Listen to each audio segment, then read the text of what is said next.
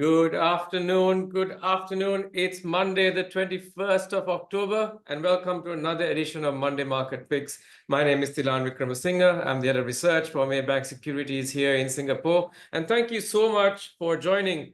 China cut their loan prime rate by 25 basis points as they try to kickstart and stimulate the economy. And everyone's also watching what the Fed will do and how deep will they cut going forward.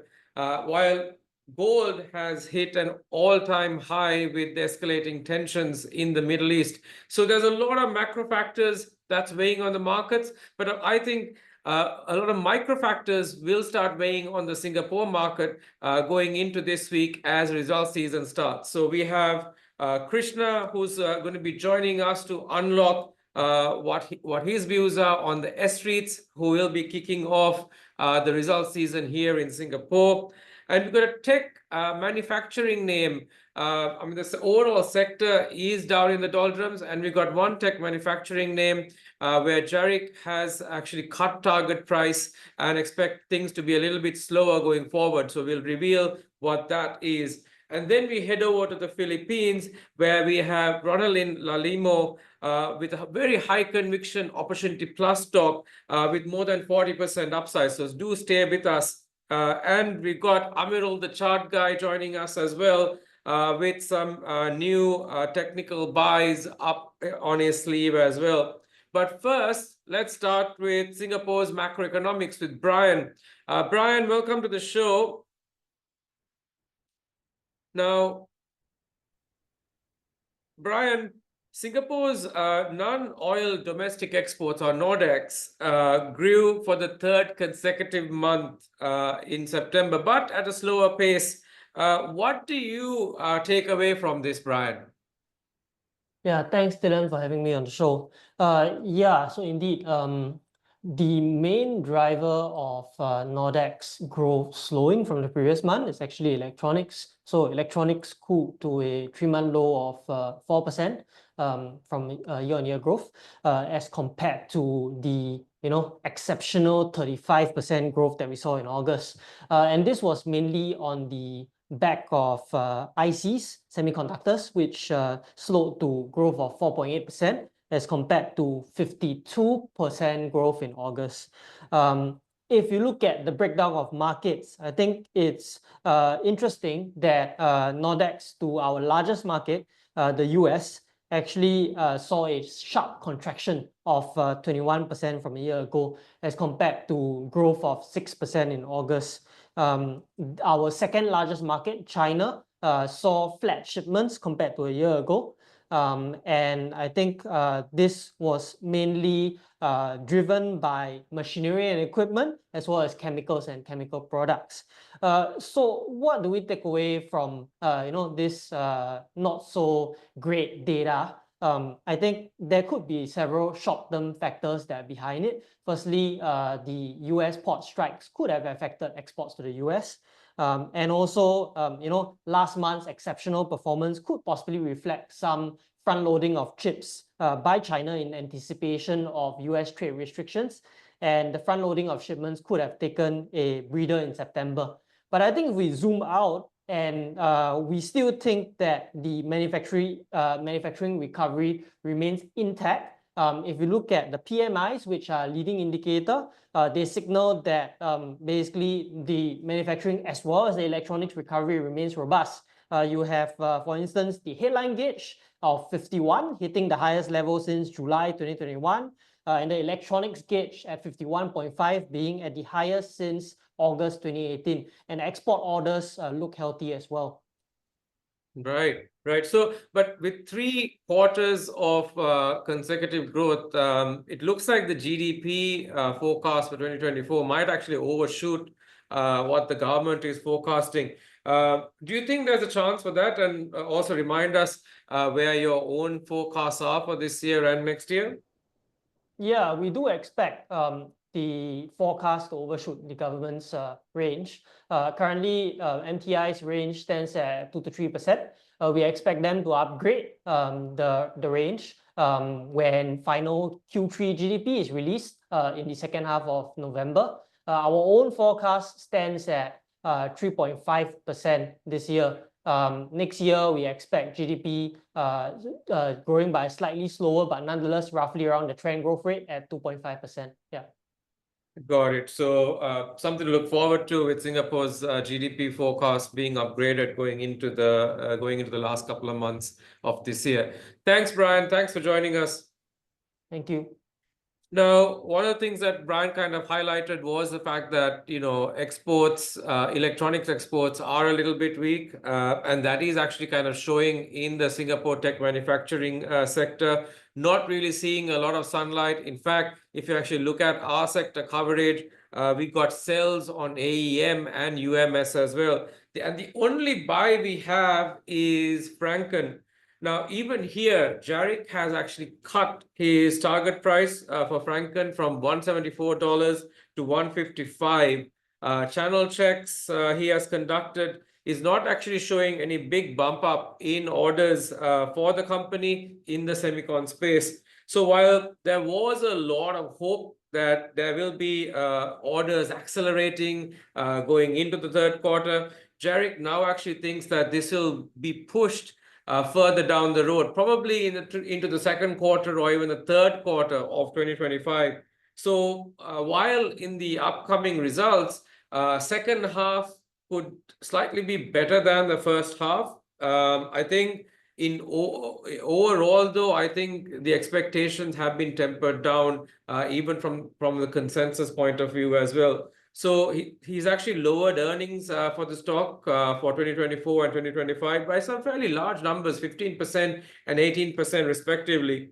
And that's actually driving the target price down as well. So I think a little bit more cautious on this tech manufacturing sector in Singapore. He's keeping his buy call, though, more from a medium-term angle. But I think there are probably other sectors that have much more immediate upside benefits, particularly sectors like the banks that investors should be watching out for in Singapore.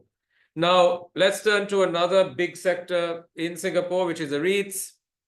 It's going to be a very, very busy couple of weeks for Krishna as the S-REITs start reporting off the bat starting today. Krishna, welcome to the show. Krishna, tell us, what are some of the key trends that you'll be watching out for during this result season? Thank you, Thilan, for having me. Good to be back on the show, I guess, consecutively for 2 weeks. So indeed, it's going to be a busy one for the next couple of weeks for the REITs and the overall Singapore property sector. I think the key thing to watch out for the REITs will be on the interest rate side of things, which is quite topical given the rate cuts and the forward guidance that Fed has laid out. But subsequently, the data points has been quite positive for the overall economy as well. So we will look out for the funding cost guidance if the REIT managements are further lowering it down, and some kind of action on that front. Either they are lowering the hedge ratios, shortening the debt maturity tenor to benefit from the lower interest rates into the next year. So that will be the key point. Also, we will be monitoring the occupancy for some of the sectors. Last quarter, we saw occupancy slippages. So we will monitor the trend there if it is becoming a trend or it is mostly on the frictional basis.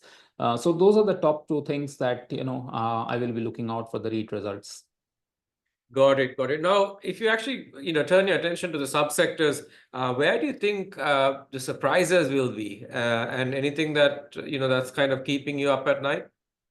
So I think we do not expect any major positive or negative surprises per se in the third quarter, and moreover, it will be a result mostly a business updates for the REITs.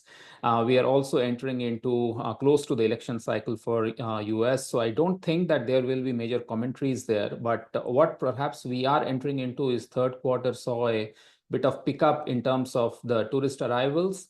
So we expect some kind of positive numbers on the hospitality side of things, and we will also looking for the guidance as to how the forward bookings are, and if there is any spillover on the retail side of things, because there are 2 commentaries there. One is obviously the leakage from the growing connectivity between Singapore and Malaysia. On the other hand, we are also seeing the tourist arrivals picking up. and how it kind of spills over into the retail spending. So I think that those will be the topical interest among the subsector side of things. Within the other subsectors, there will be some. There have been some movements within the on the industrial side of things. As we see the non-oil exports, it has started growing in the second half, but has been quite volatile. So for the industrial side of things, we will be watching out as to how the occupancies are trending, and also the data center theme is quite topical. So we have seen some of the results coming out for Keppel DC REIT, where the reversions have continued to be healthy, but some of the occupancies need to come up as well. So I think those are the kind of puts and takes on the various subsectors that I will be watching out for. Right. And there's a very interesting question from the audience as well, that if interest rates actually do end up staying higher for longer, then does that kind of derail the REIT trade? So I think keeping that in mind, Krishna, how should we be positioned going into the results? So I think I will be sticking with one of my preferred pick for quite some time. So that will be the CICT, which has mostly Singapore exposure and is relatively well diversified. So that will be one. And then, as I said, that hospitality numbers have been quite strong coming into the third quarter. So I will have a positioning on that as well, and the counters have not run that much. So those will be my sort of the positioning going into the third quarter results, and as well I have a broader set of picks from a medium term basis. Now, if this interest rate theme, yes, it is right that if the interest rates stay sticky, then do we need to revisit the overall REIT story? I think that will depend upon how the growth pans out. So far, if you look at the US set of numbers, the growth is not really catering out. And also, if you look at the Singapore side, then our macro team is expecting a slowdown in the growth from 3% to about 2.5%, but it is not that the growth is just falling off. So if growth comes back, then I guess that the REITs will be able to manage their distribution, given that a better top line will also be able to manage the higher financing cost. So that's how I will kind of look at how to position, given if the interest rate stays sticky for a longer time. Got it. So I think watching out for growth, that's the key here. That was Krishna, head of REITs research here in Singapore. Watch out for a lot from him over the next couple of weeks. Now let's move on to the sunny Philippines. We've got Ronaldin Lalimo standing by with a very high conviction initiation on Macroeconomics Corp, which is under the Opportunity Plus program. As a reminder, Opportunity Plus is Maybank's high conviction ideas in the small and mid cap space, and we generally expect these stocks to outperform the country indexes, and that has generally been the case so far. So, Ronaldin, welcome to the show. And before we start, can you give us a little bit of background as to what Macroeconomics is and what do they do? Sure. First of all, thanks, Dylan, for inviting me to the show. Good afternoon, everyone. So MAC is the largest aviation support services provider here in the Philippines, specializing in maintenance, repair, and overhaul. So that's MRO services, in-flight catering, and ground handling services. Notable subsidiaries and associates to mention are Macroasia Catering Services for the food segment. So it's 67% owned by MAC and 33% owned by SATS. MAX is the biggest and most preferred caterer for foreign airlines here in NAIA. So that's the country's main airport, serving 16 major international carriers. For the MRO segment, MAC has 49% ownership in Lufthansa Technik, or LTP. This is one of the leaders in the region. And lastly, for the ground handling segment, MAC owns Macroasia Airport Services Corporation, so that's MASCorp. It's also the country's largest ground handling operator, present in 22 airports in the Philippines. Right. So it's a full supply chain, full value chain of flight services. That's great. Now, what's so special about this stock? What's actually driving your high conviction buy call, Ronaldin? Okay, so allow me to also inject some fundamentals. I also compared MAC to its regional peers like Singapore's STE and SATS. So despite a market capitalization of just 202 million and trading at a discount compared to regional companies, its price to earnings ratio suggests a significant potential for value appreciation. I've also included a scenario analysis where I tried to position MAC back to pre-pandemic levels. So just to give a brief background, MAC is considered darling in the eyes of the investors. In 2018 and 2019, MAC is trading at an average of 15 to 16 pesos. The lowest was 10 pesos and the highest was 19. But when the pandemic hit, it was forgotten by foreign investors due to aviation-related issues brought by the pandemic. But now share price is up year to date of about 40 to 50%. PE is 7 times, so it's a discount to its historical mean. So it's really cheap right now and has a lot of upside. And to address your second question, I see 3 main catalysts. From a macro perspective, the Philippines tourism sector is on track to meet the Department of Tourism's annual visitor target of 7.7 million visitors, indicating that there's really an increase in tourist arrivals compared to previous years. So 2023, we're at 5 million, and we're also hitting the pre-pandemic levels of 8 million. Another thing is we also expect higher airport traffic at NAIA, given the ambitious expansion of major airlines like Cebu Pacific and Philippine Airlines, as well as the facility and upgrades and expansion. And lastly, we also anticipate growth in the MAC's core businesses units. Brief background of their 2Q results. They've already registered a 122% year-on-year in their net income, fueled by 22% year-on-year rise on their revenues and a substantial increase in the contributions of their associates. So for our forecasts, MAS Corp is positioned to handle more flights as they aim to expand their presence from 22 to 23 airports. Meanwhile, its MRO segment, LTP will expand hangars to meet rising demand for base and line maintenance.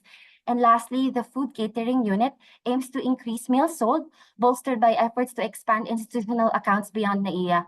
So yeah, that's why we initiate coverage of MAC with the buy rating. Right. So cheap valuations. It was a darling some time back. Massive capacity expansion. A lot of new visitors coming to the Philippines. So a lot of tailwinds lining up. So it's time to make MAC great again, I suppose. So just to cover things off, Ronlyn, any key risks that we should be watching out for? Oh yeah, for sure. So first of all, there's of course market volatility. We know that MAC needs to comply with aviation regulations and safety standards. I actually gave 3 scenarios. The first one is the worst case. If I see a stagnant growth in the aviation sector, I see its fair value to go down to 3 pesos, reflecting our historical trading levels and aligning with its lowest share of 2.85 pesos during the pandemic. But cross fingers, I hope that there won't be any stricter travel regulations in the future.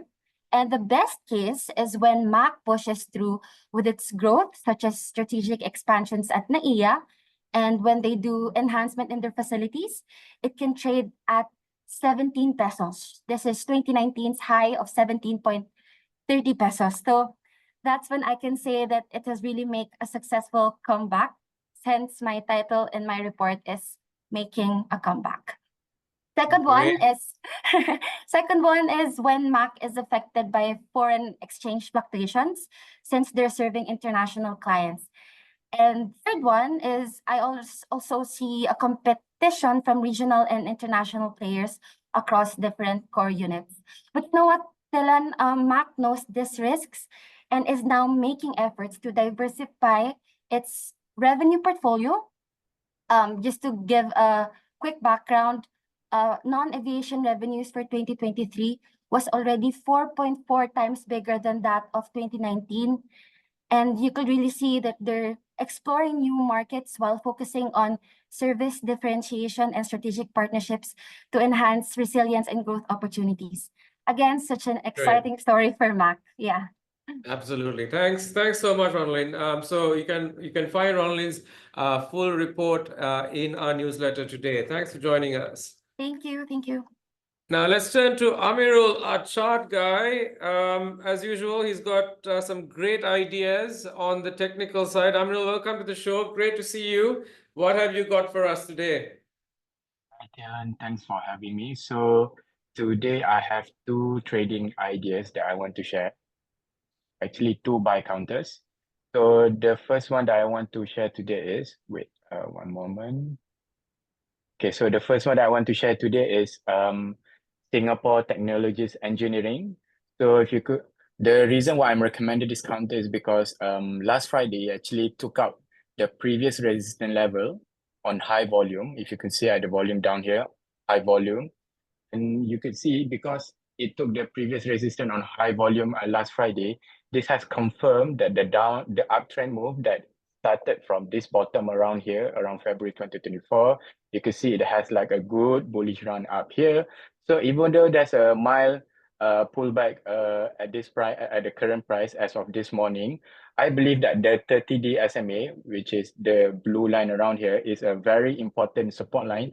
So I believe as long the price could maintain above this blue line over here, the bullish run could continue. And if you can see, ever since May 2024, the red line, which is the 50-day SMA, has also been acting as a very important support line. But then I believe because it has been in a nice bullish line, so the 30-day SMA would be more sensible to use it as a support line.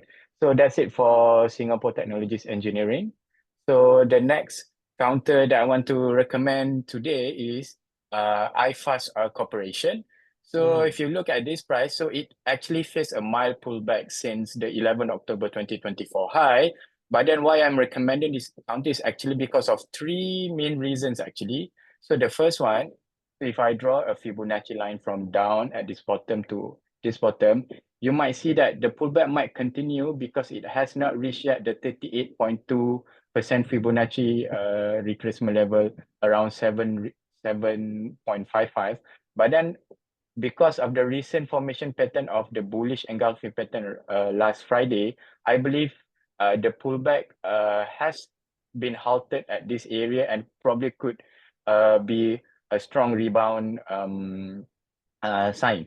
And the second reason why I feel like the rebound could continue because of the recent crossover of the 50-day SMA above the 200-day SMA. So in a technical analysis perspective, this crossover is something that we want to watch out for because usually designed as a bullish reversal crossover. And the third reason why I recommended this counter is because it actually took out the previous resistance also last Friday. So that's why I feel like the rebound could continue. And if you could look at the recent candle, it actually opened with a gap up this morning and it is actually moving higher. So I believe this is a good sign that the rebound could continue and actually took out the previous resistance at $8. So that's all from me, Dylan. Back over to you. Thanks, Amirul. Great to see you.